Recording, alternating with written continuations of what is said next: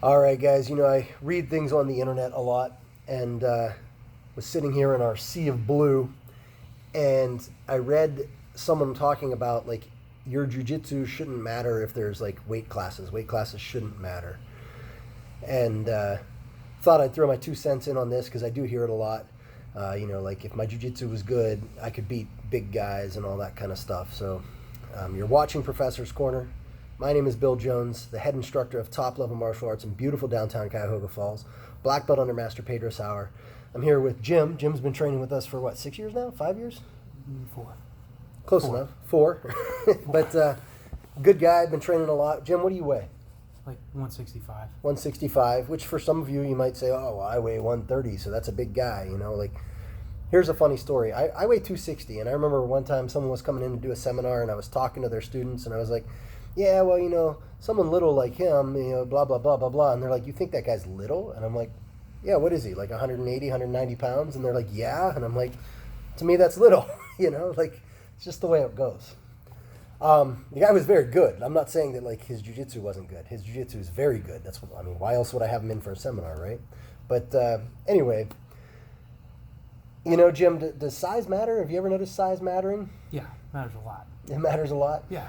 Okay.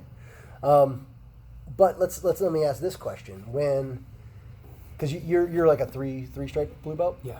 When a big brand new person comes in, they've never done any grappling. So I'm not talking about a big D1 wrestler. Brand new guy. Do you have any problems with him? No. No. Most of the time. Most of the time. Sometimes you get like a D1 wrestler who has good base, solid.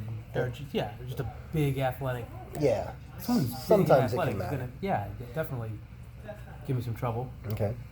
I brought you in on this conversation because I'm the big guy, right? It's never been an issue to me. I've never really looked at people and thought, man, that guy's huge. It's just not the way I see the world. So, my thoughts are this: I don't think size matters as much when it's a trained, skilled person versus an untrained, unskilled person. Yes, I agree. Yeah, that's when jiu-jitsu's at its finest, I would argue. Is now athleticism can go out the door, all that stuff can go out the door because the technique is going to prevail. Yeah. But I feel like at tournaments and skilled people versus skilled people, it matters a lot. And there are some lightweights out there who've managed to win absolute divisions in the worlds and stuff, but it is very rare. It's usually middleweight and above that wins those things. And because they're able to, if you're 130 pounds and you're going up against Hojer Gracie, good luck, man. He's going to get that weight on you and you're not going to get out. Yeah. Even though the technique is there, all of that is there, he's got the technique too and he knows what you're doing. Mm-hmm. So, I don't know, that's how I see it. Have you ever experienced anything like that where... Yeah, definitely. I think there's ranges, and skill for sure. Time training, I think I could, I know with guys in here, if someone's 200 pounds, but they haven't been training as long, it's not as rough as a 200-pound brown belt, or even equal weight to me, 165-pound brown belt. My life's going to be miserable until the next round. But 165-pound white belt, all things being kind of equal, unless it's a freak athlete or prior experience in some sort of martial or grappling martial art, it's more fun for me. Yeah, you get to do things. Yeah, but I think there's different anywhere from 150 to 180 is all things being equal, it could go back and forth. And then 150 to 130 maybe the same. Okay. Depending on height. Because there's a lot of factors too, right? If Sure. you get a tall 160, it's gonna be a lot different than someone like me because I'm only 5'7". So, but yeah, I think it absolutely matters. But for tournaments for sure. Oh, but yeah. for training purposes, I think it's a lot of fun to go with to mix match. It's a ton of fun to mix match and do all that kind of stuff. So sorry about the round timer, guys. We're during open mat. We're trying to keep it quiet. We got guys training. So to me, the thing I always point out is there's a reason there's weight divisions at tournaments. Yeah. And it's not to be nice. It's because all things equal, it matters. Yeah. if I get, I'm sure, even though I'm a big guy, I'm sure you give me a 380-pound black belt that can move well, Yeah. I'm going to have problems. Yeah. There's a limit, right? Because generally speaking, the bigger they are, the less they're able to move, and then you can kind of outmaneuver them. But I don't know why someone would say that. And I think it's because it goes back to the whole the marketing theme of it allows you, a smaller person, to defeat a larger, stronger, more aggressive opponent. Yeah, I think it's probably a catchphrase. Yeah. And I think that's true. I don't know that it's clickbait. I think it's true, again, going back to the you versus almost anybody who walks through the door that's never trained before. It's not going to be a problem. You're going to outmaneuver them, and they're going to be done. Yeah. It happens all the time. Yeah, but I think also training this a long time, I look at everybody like, oh, I don't know. Yeah. If they're bigger than me, I still kind of oh, well. Yeah, you got to approach it smart. Guess we'll You're see not how gonna this just goes. dive in head first. Right. You're gonna stick your toe in the puddle and then be like, oh yeah, this guy has no base, and then boom. Or, oh, this guy, he might have good base, but he's going to let me just circle around him and take his back. Mm-hmm.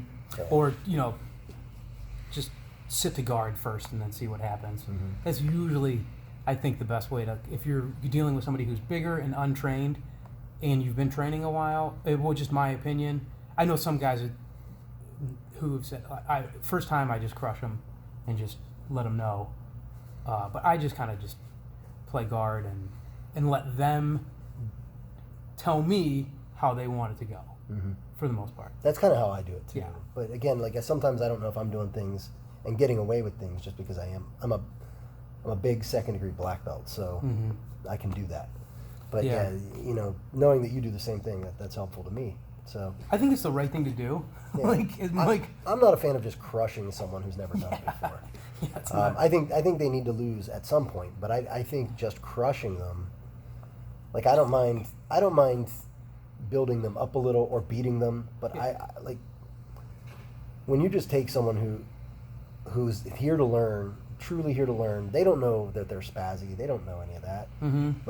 You're gonna beat them, but it's better to do it in a way where they're like, oh man, what happened, rather than, oh yeah, you took my back, sprawled me out, and just pushed me into the ground for a minute and a half until you crushed my throat as you came through on a choke.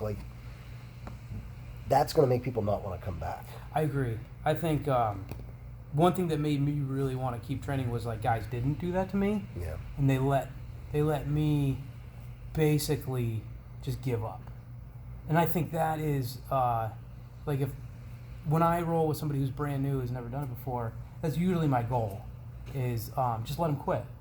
Because they're not going to, if you haven't done this ever and you're putting on this gi and the pants and you come in here and it's 70 degrees in this room and you roll for 5 minutes full go, that takes, I think that takes a certain level of endurance that somebody just walking in who maybe even they've just been lifting weights or whatever, running and lifting weights or doing whatever, doing nothing, 5 minutes is a long time.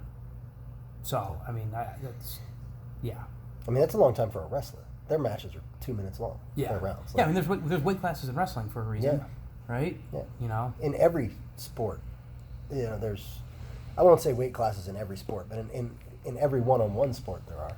Yeah. And I would argue there's weight classes even in professional football, because it's not like you put the guy who's 160 pounds on the line. Yeah. Yeah. You find that big 380-pound guy who runs a 4.40 and you put him on the line. Yeah. And, it matters. Anyway, that's all I wanted to talk about today, guys. And I brought a smaller, a lightweight guy in to kind of bounce the idea off of as well. So if you have any questions, if you like what we're talking about, do me a favor, subscribe.